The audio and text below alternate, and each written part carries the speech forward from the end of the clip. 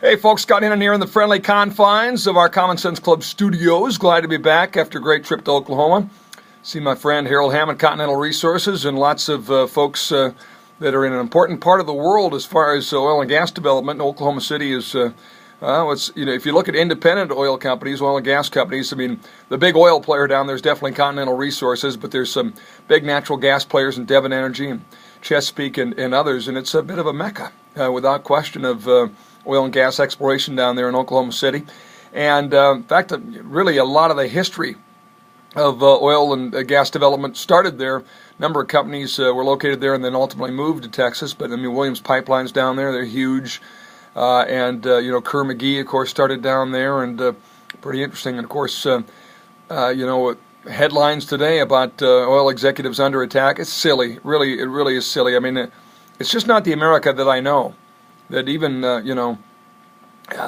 profit is somehow a bad thing. Number one, number two, just misguided, twisted, attacks. It's kind of crazy. Anyway, a great educational trip down there and a good chance to see some fun basketball.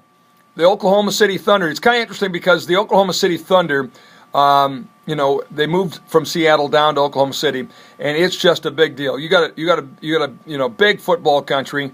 And the rivalry between OU and OSU is huge, but everybody rallies around the Thunder.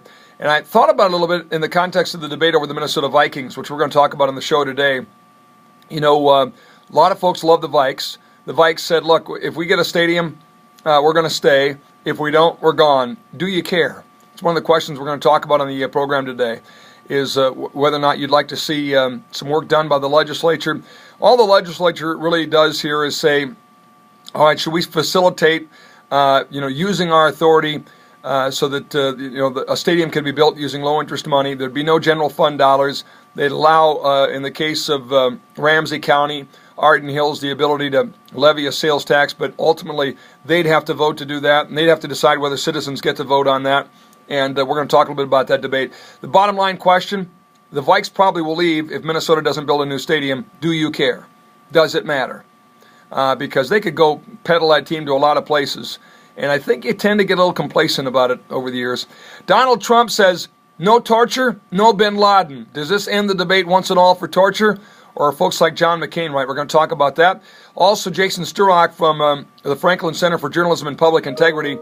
Yet another victory, folks, for watchdog nonprofit reporting, Trump and the big guys, because there will be a panelist associated with Franklin in one of the presidential debates. Is that great or what? That and more, and lots of calls on Open Phone Friday. The Scott Hinton Show coming up.